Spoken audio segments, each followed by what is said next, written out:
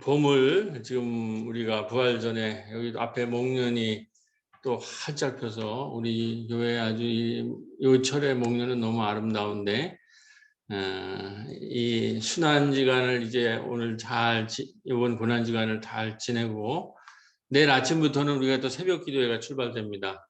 그래서 부활을 잘 맞이해서 이제 코로나도 그 막바지에 달아서 이제 숫자가 좀 줄고 있습니다. 이 숫자가 줄고 있어서 5월 되면 이제 대면 예배를 시작할 수가 있고, 오늘 이 지금 현장에 이 자리에는 우리 이제 김현자 권사님, 또 우리 청년, 내가 이름을 좀 상민이가 이제 대학생이 돼가지고 이제 고등부 청소년부에서 올라왔습니다. 또 이은주 완집사님, 완집사님 오셨고, 지금 이은주 투집사님이 조금 몸이 불편하시다는 소식이 있어서 우리 함께 기도하셨으면 좋겠습니다. 오상 선생님이 반주하고 계시고, 이런 식으로 지금 오늘 우리가 만나는데, 오늘은 이제 고난주간을 맞이해서 십자가의 의미를 좀 더 이제 분명하게 우리가 십자가를 알아야 이제 부활의 영광에 참여할 수 있기 때문에 오늘 이제 말씀드리려고 하는데, 우리가 작년에 1년 동안 이 코로나 계절에 히브리서를 이제 우리가 읽었습니다. 히브리서는 좀 이제 구속생에 있어서 많이들 읽지 않는데 1년 동안 읽었는데 큰 은혜가 이제 많이 됐고, 특별히 이 히브리서의 성문 밖에 있는 예수, 성문 밖에 십자가를 얘기하고 있는데, 이것이 십자가 이해에 굉장히 지금 올해 코로나를 마무리하면서 중요한 이 이야기가 될 것 같아서, 그동안 우리 히브리서를 함께 공부하지 못한 이제 우리 성서학당에 있는 분들도 계시고, 그래서 제가 요약해서 오늘은 성문 밖의 십자가. 교회 여러분들 성문 밖 교회라고 아시죠? 이제 우리가 산업선교 시절에 한국에 이제 노동자들 전태 사건이 있고, 그래서 노동자들이 참으로 어렵게 이제 살고 가고 있을 때 그 전태일 선생이 이제 몸을 불태워서 이 사람들의 근로를 우리가 지켜주고 이 노동자의 인권이나 이 삶을 보장해 주라, 이렇게 했을 때 이 1970년대 80년대 한국의 근대화 산업화를 이룩한 산업 노동자들을 위한 교회, 그것이 바로 성문밖교회입니다. 그래서 우리가 성문밖에 십자가, 성문밖에 교회라고 하는 것이 오늘 이 시대의 십자가랑 어떻게 연결이 되는가 하는 것을 오늘 이제 함께 이제 부활의 직전 주일에 묵상하는 그런 시간을 갖겠는데, 우선은 본문의 15장 20절로 31절에 제가 순환 얘기만 좀 집중해서 했는데, 한번 이 십자가에 달린 예수님이 얼마나 고통을 당하고 조롱과 희롱과 멸시를 당했는가. 우선 이 십자가의 이 깊이를 우리가 이해해야 됩니다. 고난의 깊이. 이 고난의 깊이를 이해해야 우리가 부활의 영광에 이를 수가 있기 때문에, 그래서 먼저 한번 잠시 우리가 이제 사순절 막바지에, 사순절 고난주간의 막바지에 이제 우리 성서로 보면 예루살렘에 입성하셔가지고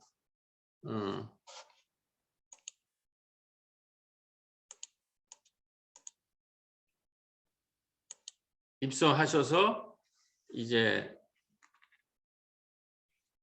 순환을 당하는 예수님의 그 장면을 한번 묵상하면서 오늘 말씀을 출발하도록 하겠습니다. 제가 요 화면에 나와 있는 거는 읽어 드리도록 하겠습니다. 희롱을 다한 후 자색 옷을 벗기고 도로 그의 옷을 입히고 십자가에 못 박으려고 끌고 나가니라. 예수를 끌고 골고다라 하는 곳에 이르러 모략을 탄 포도주를 주었으나 예수께서 받지 아니하시니라. 십자가에 못 박고 그 옷을 나눌세 누가 어느 것을 얻을까 하여 제비를 뽑더라. 때가 삼시에 되어 십자가에 못 박으니라. 지나가는 자들은 자기 머리를 흔들며 예수를 모욕하여 가로되 아 성전을 헐고 사흘에 짓는 자여 내가 너를 구원하여 십자가에서 내려오라 하고 그와 같이 제사장들도 서기관들과 함께 희롱하여 서로 말하되 저가 남은 구원하였으되 자기는 구원할 수 없도다. 네, 이게 또 뒤에 계속 나오지만 십자가에 달리신 예수님에 관한 마가복음의 기록입니다. 자, 오늘 우리가 예수님의 십자가에 대해서 살피는데 우선 종료주일이 시작되면 예루살렘에 입성해서 예루살렘이라는 그 성 안에서 예수님은 고난을 당하는 거죠. 이 성문 안에서 고난을 사실을 당하는 거죠. 그래서 이 한 주간 내내 그래서 우리가 고난 주간이라고 그래요. 성 금요일 날에 십자가에 달려서 주여 어찌하여 나를 버리십니까 하고 돌아가셨는데 사흘 만에 부활하죠. 그게 이제 부활절 아침이 되는 거죠. 다음 주에. 그래서 이 십자가를 우리가 바르게 이해해야 되는데 우선 첫 번째는 이 십자가형에 대한 우리가 오해들이 잘못된 오해가 있다라는 거예요. 그 십자가 사건을 많은 크리스찬들은 우리의 죄를 대속하기 위해서 십자가에 달려서 우리의 죄를 대속하신 그 사건으로 축소해서 이해를 한다는 거예요. 물론 십자가 사건에는 대속의 의미가 있습니다. 대속의 의미가. 예수님이 우리 죄 많은 우리를 대신해서 십자가에 매달려서 돌아가심으로써 우리의 모든 죄가 십자가에서 탕감받았다고 하는. 그런데 우리 한국교회는 많은 또 신앙생활 오래 한 신앙인은 이 대속의 십자가의 대속의 의미만을 얘기를 해요. 그거는 절반뿐이 안 되는 거예요. 예수가 십자가에 못 박아서 피를 흘리심으로써 우리의 죄가 탕감을 받았고 우리는 죄 앞에서 당당하고 사망 권세를 이겼다. 중요한 것이죠. 그러나 이거는 복음이 얘기하는 그 십자가 사건의 반뿐이 얘기를 못한다는 거예요. 특별히 이 히브리서에서 그 대속을 넘어서는 성분박 그리스도를 얘기하고 있다는 거예요. 그러면서 유대교의 제사제도, 유대교의 이 대속신앙을 넘어서는 거예요. 그 결정적인 그 신학적 근거가 바로 히브리서에 있다는 거죠. 저도 이번에 히브리서를 공부하면서 그거를 아주 정확하게 이해할 수 있어서 오늘 2022년 이 고난주간에 이 말씀을 드리려고 하는 겁니다.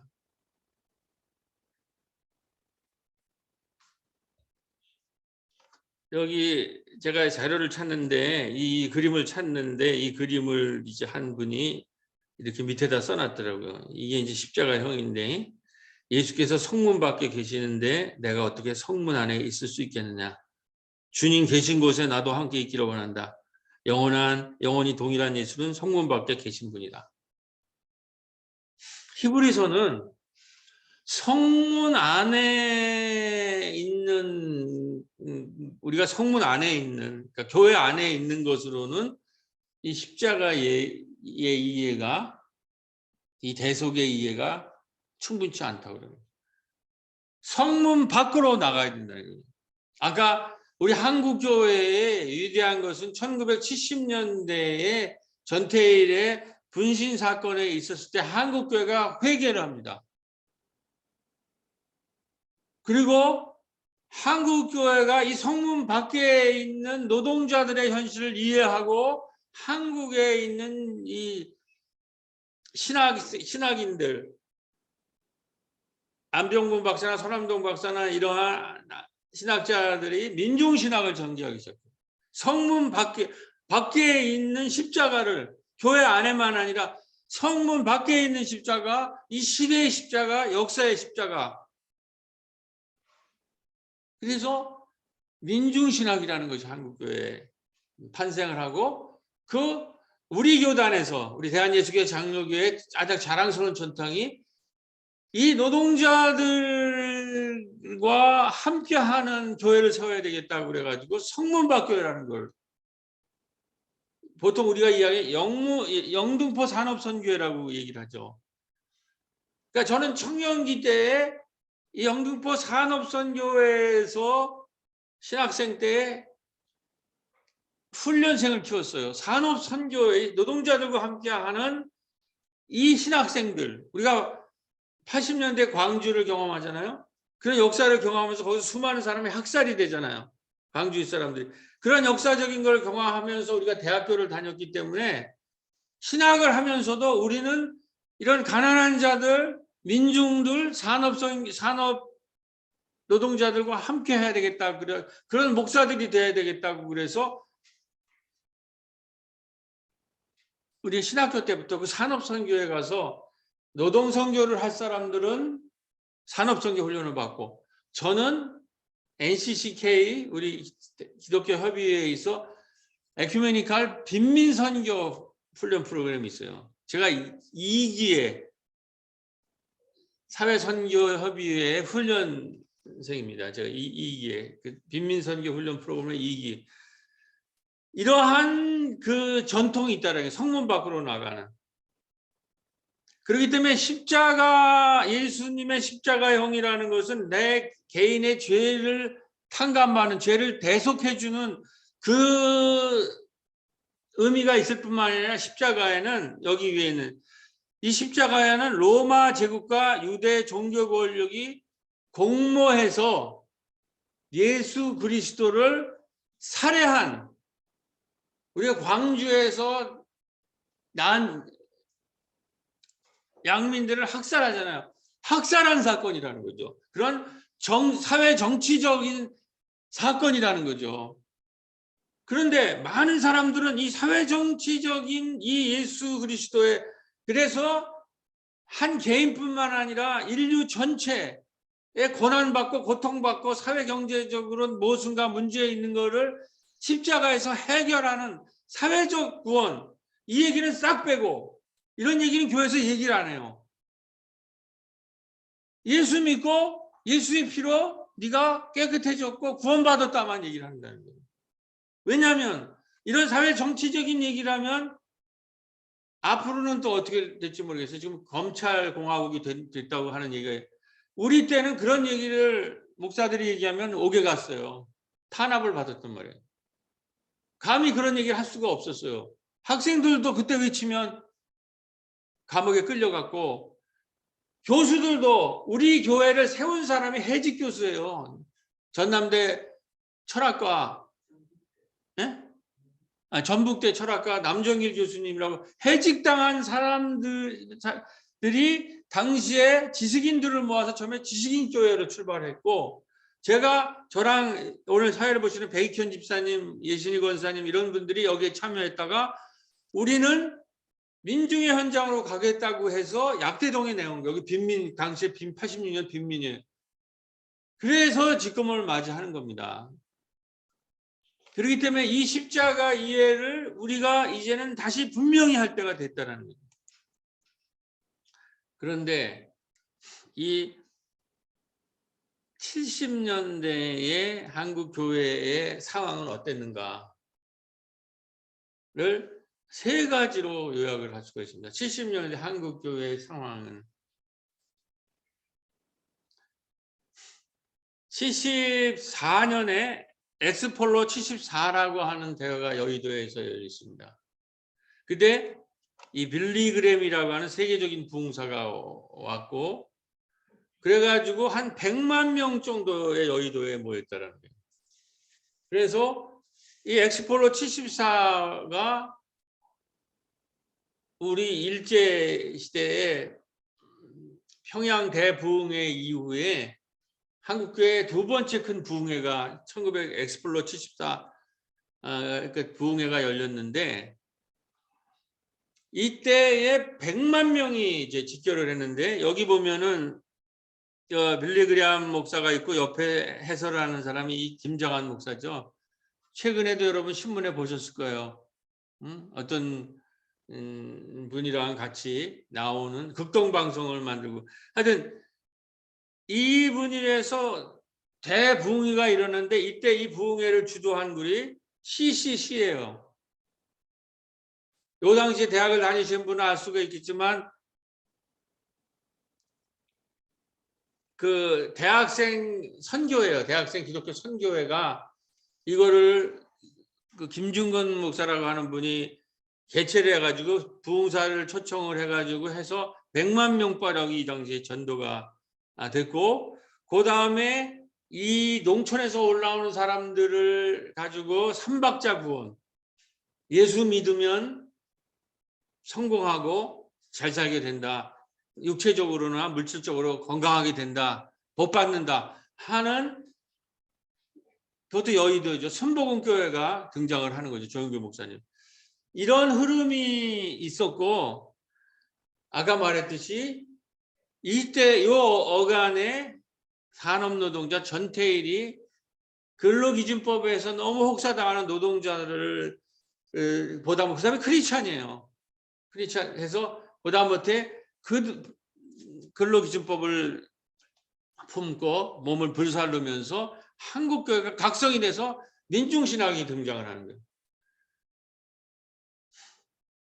근데 이때에 이 엑스폴로 74대를 이끌어간 CCC라고 하는 이 대학생 선교 단체의 이가 사람들을 전도한 그 전도의 방식이 여러분들을 한 번씩 다 경험했을 거예요. 그 당시에 캠퍼스에 있던 분들은 그 CCC나 캠퍼스에 앉으시면 UBF 친구들이 반드시 등장합니다. 그래서 그 친구들이 복음을 제시를 어떻게 하냐면 사형리를 가져가는, 사형리. 그 사형리의 핵심이 뭐냐? 여기 사람과 하나님이 있는데 이 사이를 죄가 갈라놓는다는 거예요.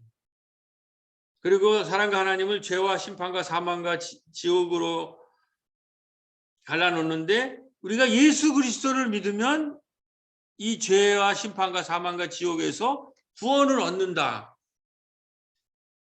그러니까 첫 번째가 하나님은 사랑이시다.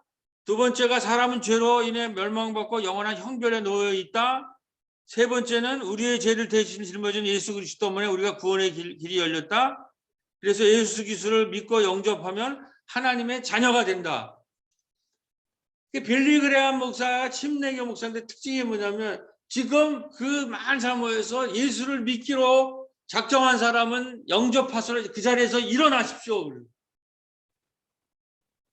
그 사람이 한두 사람 일어나니까 그냥 수많은 사람들이 이제 일어나가지고 예수를 영접하고, 그래서 예수 그리스도인이 된 거예요.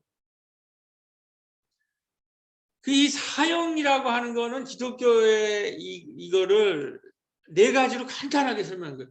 우리는 죄인이라는 걸 강조하고, 우리 힘으로 얻을 수 없는데 예수님이 나타나셔서 십자가에 못 박혀 죽으심으로써 우리를 죄로에서 구원했다. 그래서 영접하면 우리가 구원을 얻는다. 그래서 최단 시간 내에 불신자에게 복음을 소개하고 영접을 하는 거예요. 물론 이것도 어느 정도 이 사형리를 개발한 것은 58년 CCA 수련회 강사로 초빙된 세일즈맨이 이걸 개발한 거예요. 상업 세일즈맨이 세일즈를 하려면, 이 기독교 세일즈 하려면 이렇게 간단해야 된다. 그래야 대중들이 이해할 수 있다. 그래서 그거에 감명을 받은 빌 브라이트 총재가 이걸 받아들여서 대중들한테 예수 믿고 죄를 탕감받고 영접하면 당신들이 구원받을 수 있다고 그러니까 이제 일어나가지고 이 대중들이 100만 명가량이 전도가 됐다라는 거예요.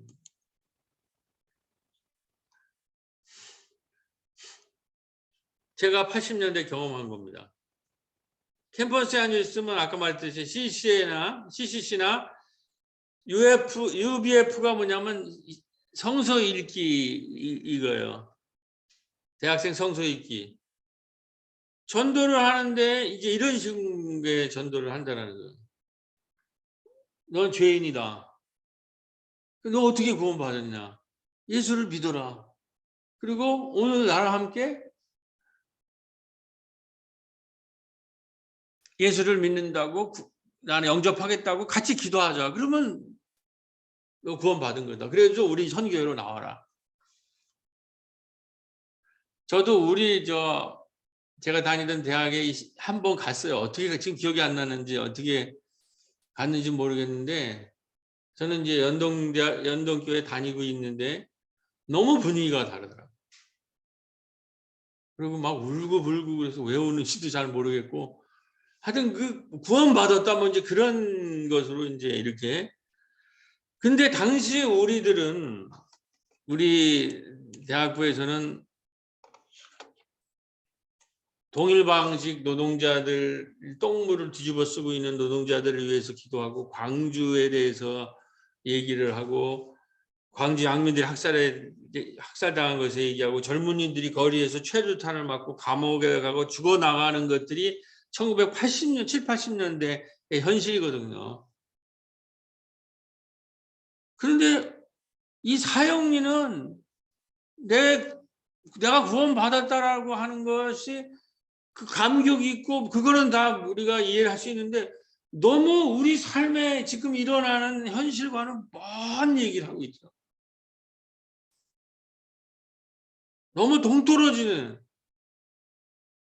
시대와 사회 공동체에 대한 아무런 고민과 반성이 없는 특히 지성인이라고 하면서 어떻게 이웃이나 이 시대 노동자들이 저렇게 탄압하고 똥물을 뒤집어 씌우고 건태일 열사가 죽고 그런 현장에 뭐 이런 목소리는 없고 그냥 하면 손 들고 주여 주여 그러면서 내가 구원받은 것에 감격 이런 얘기만 하고 있으니까 한 번인가 하고 적응이 저는 안 되더라고요. 자, 그래서 이 사형리 신앙으로 우리 한국 교회가 이게 토대가 된 거예요. 이 개인이 대속 신앙만을 알고 사회적 구원에 대해서 아무런 관심이 없는. 그리고 이것이 나중에는 어떻게 되냐면 번영 시간하고 넘어. 순복음교회에서 번영. 내가 개인이 구원 받는다라는 걸 기초해서 예수 잘 믿고 신앙생활 열심히 하면 축복받는다. 건강의 축복뿐만 아니라 물질적 축복을 받고 성공한다. 이렇게 하면서 대형교회가 대대적으로 등장을 하는 거예요. 이번에 선거에서 지금 이 대형교회의 카르텔이 어떤 역할을 했는가. 물론 모든 대형교회가 다 그런 건 아니지만 우리 한국 사회 많은 사람이 걱정하는 것은 이 검찰과 언론과 이 우파 대형교회가 이게 큰 문제라는 거예요. 이 카르텔이.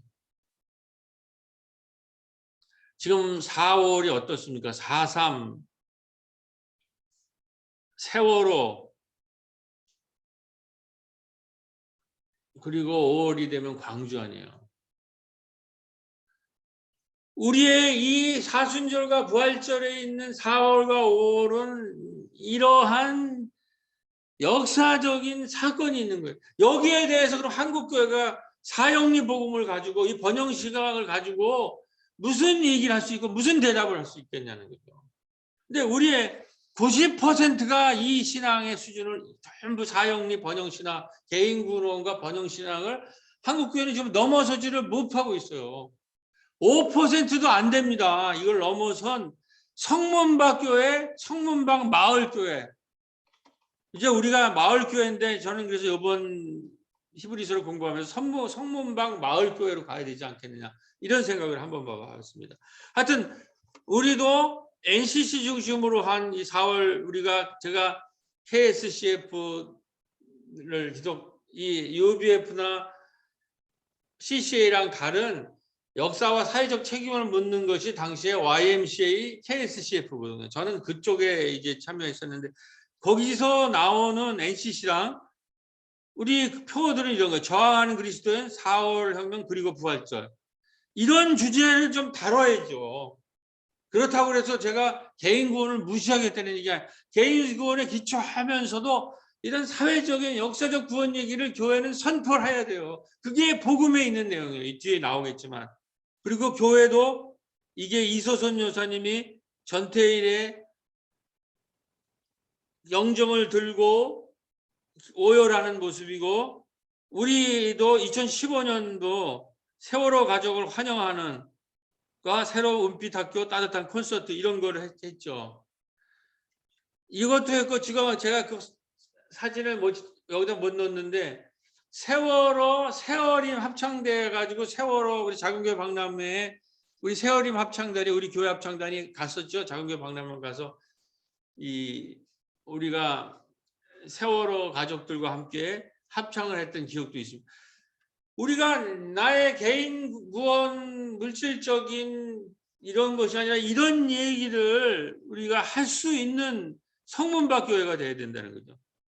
그래서 고난의 깊이를 우선 이해를 해야 됩니다. 고난이 어떤 건가. 한번 설교를 했던 것 같아요. 예수님 마지막 순간이 어땠습니까? 이 집을 줄 때 제자들이 다 이탈, 배반, 부인, 도망. 그래서 예수님은 혼자서 이거를 가지고 가요. 브레드 시몬이 제자가 옆에서 들어준 게 아니라 혼자 다 떨어져 나갑니다. 그 심리적 고통을 이해해야 돼요. 그 다음에 갈대로 머리를 치며 침을 뱉으며 꿇어 절하더라. 로마 병정들에 의한 조롱과 멸시.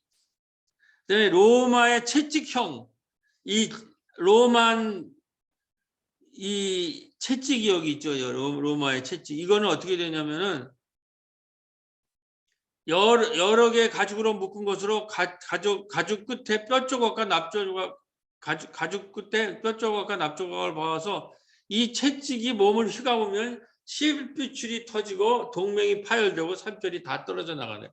이렇게 치면서 긁으면 실핏줄과 터지고 동맥이 파열되고 살점이 다 떨어져 나가는 거예요. 이게 아주 무시무시한 처형을 당한 거예요.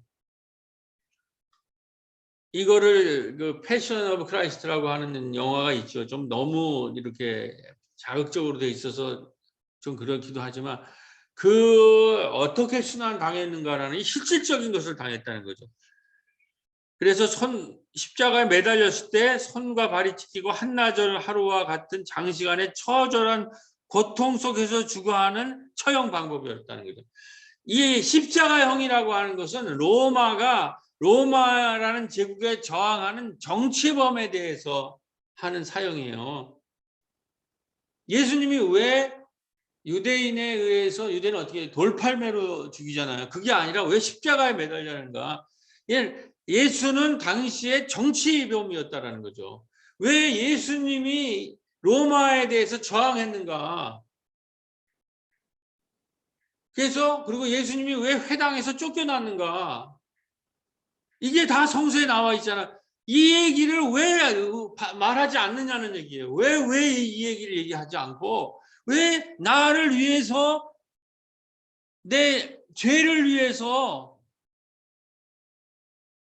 십자가에 매달려서 내 죄가 탕감받았다는 얘기만 몇십 년을 왜 이 얘기만 하고 있냐는 거예요. 그거는 기초예요. 내 죄를 위해서 십자가에 매달려서 내 죄를 탕감하셨다라는 거는 기초인데 성장을 하면은 이 얘기까지 해야죠. 사회 역사적인 그리고 우리 시대도 읽고 그래서 시대에 같이 참여하면서 교회를 넘어서 성문 밖으로 나가자는 얘기를 왜 하지 않냐는 얘기.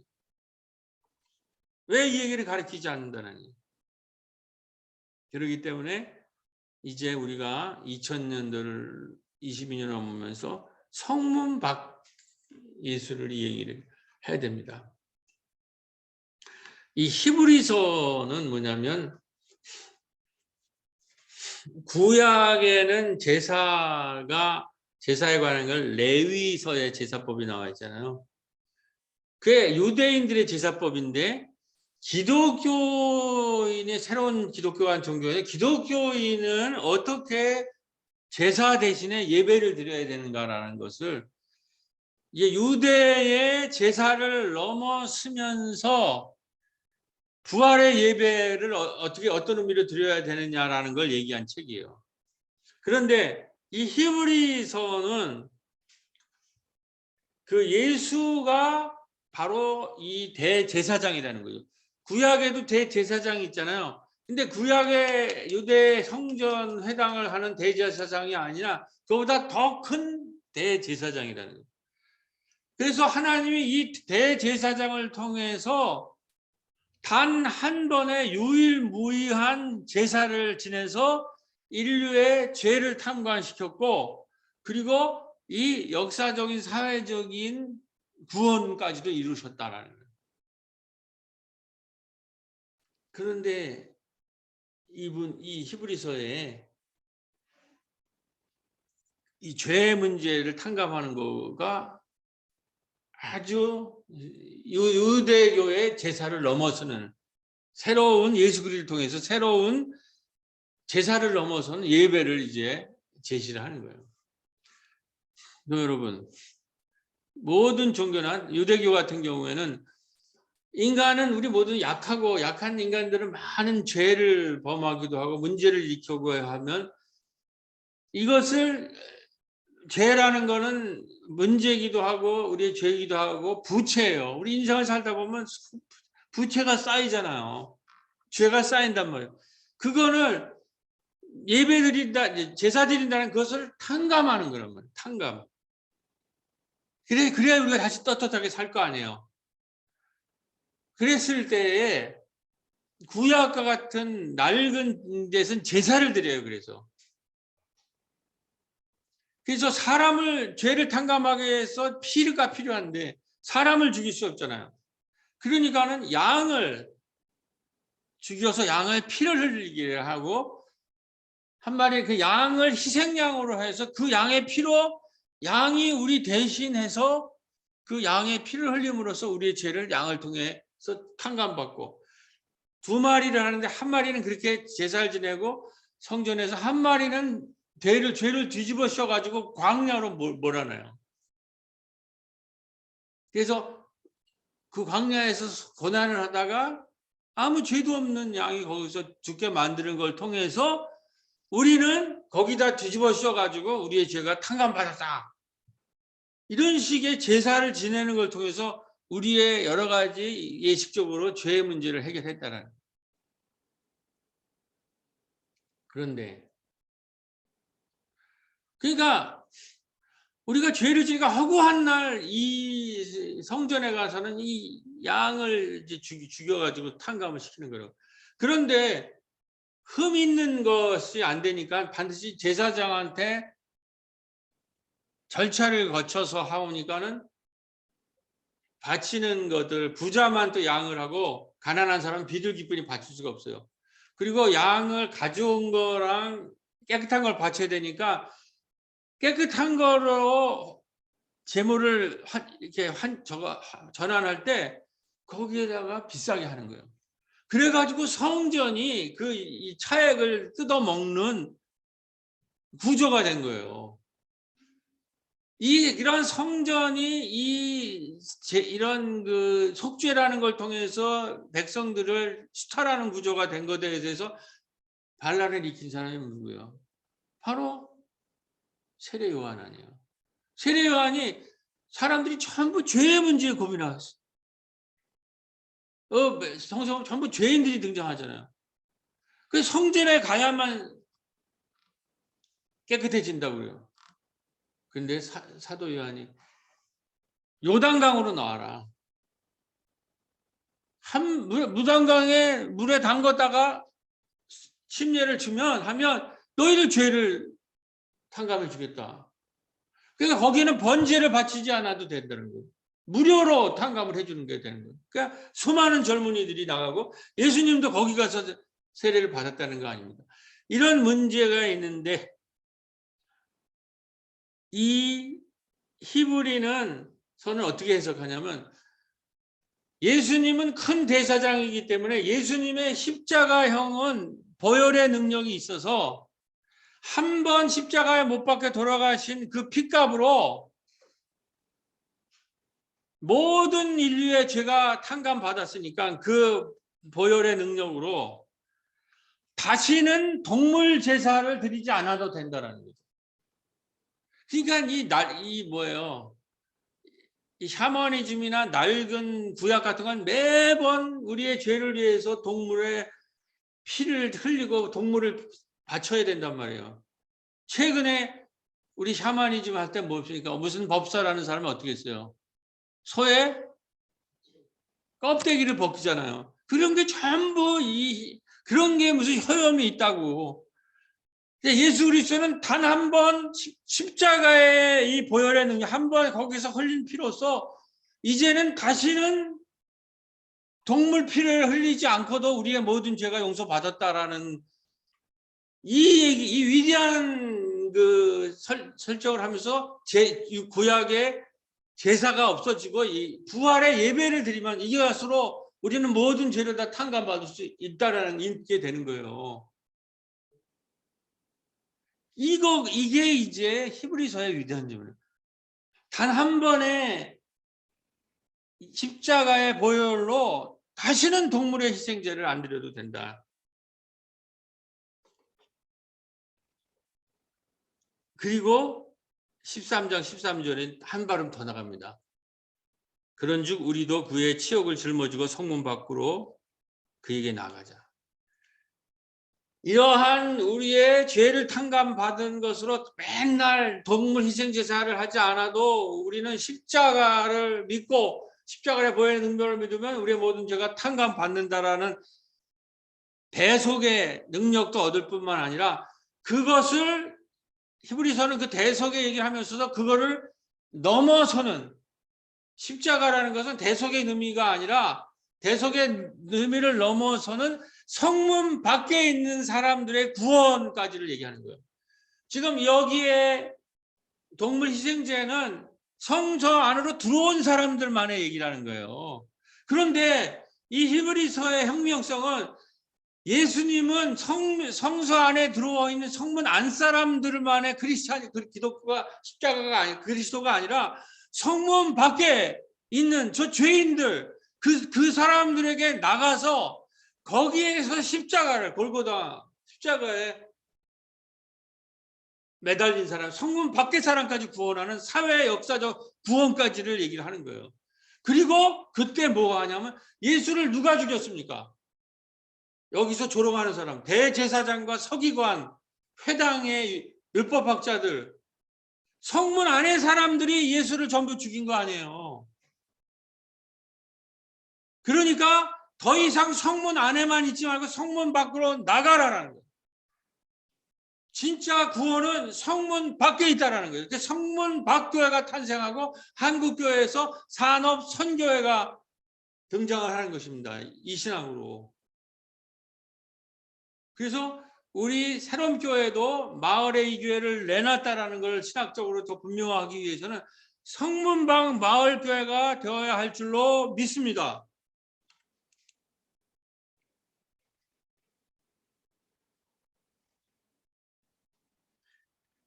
여러분, 예수님이 이 세상에 올렸을 때 예루살렘 성전은 권력을 강화하고 부를 축적하는 데 집중하고 사명을 망각하고 있습니다. 성문 안에 있는 사람들이. 그 결과 성전은 타락했고 로마에 의해서 70년에 예루살렘 성전이 붕괴가 됩니다. 이것의 기독적인 의미는 기독교 역사가 보여주는 분명한 증거는 교회가 교회 테두리에서 벗어나지 않고 교회 안에 안주하며 자신들만을 위한 종교가 될 때 교회는 힘을 잃고 타락합니다.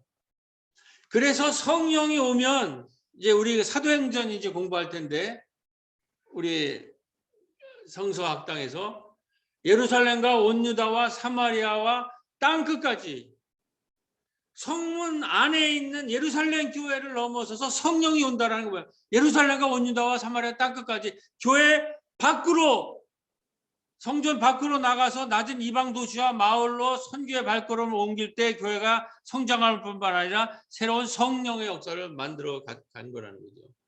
이것이 바로 성문 밖 교회. 교회 안에 우리들만을 위한 교회로 했을 때는 AD 70년에 예루살렘 성전이 망했어요. 거기서 맨날 제사만 드리고, 벌써 이미 예언자들이 아모스서에 보면 너희들의 그 성전 안에서의 재물이 역겹다라고 하잖아요.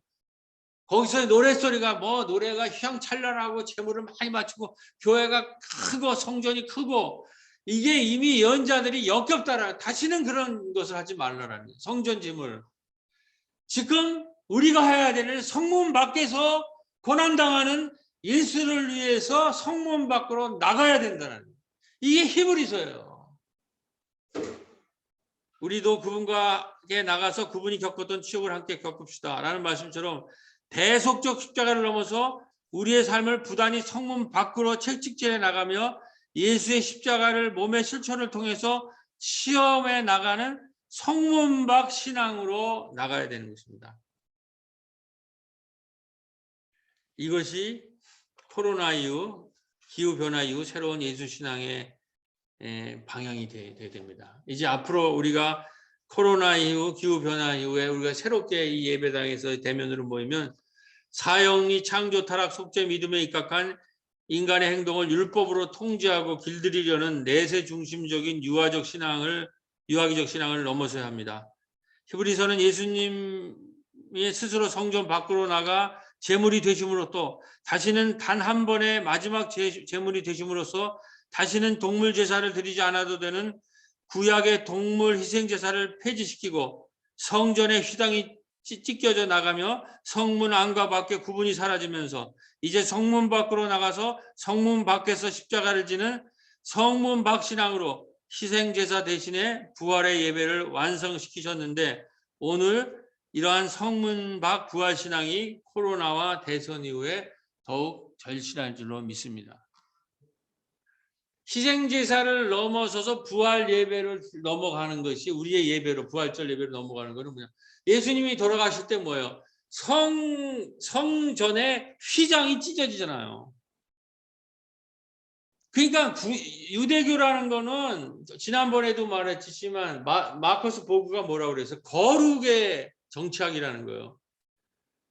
거룩의 정치학에 보면 대제사장만 들어갈 수 있는 지성소가 있고, 그 다음에 제사장들이 들어올 수 있는 것이 있고, 그 다음에 일반 백성이 들어오는 것이 있고, 이방인이 이렇게 전부 깨끗한 것을 중심으로 구분해 놓고 서열을 매겼는데, 카스트 제도처럼 그 모든 거를 십자가에 달리심으로써 우리의 죄를 대속하실 뿐만 아니라 그런 거룩으로 나누어진 사회적 불평등, 불공정의 모든 체계를 휘장을 찢어서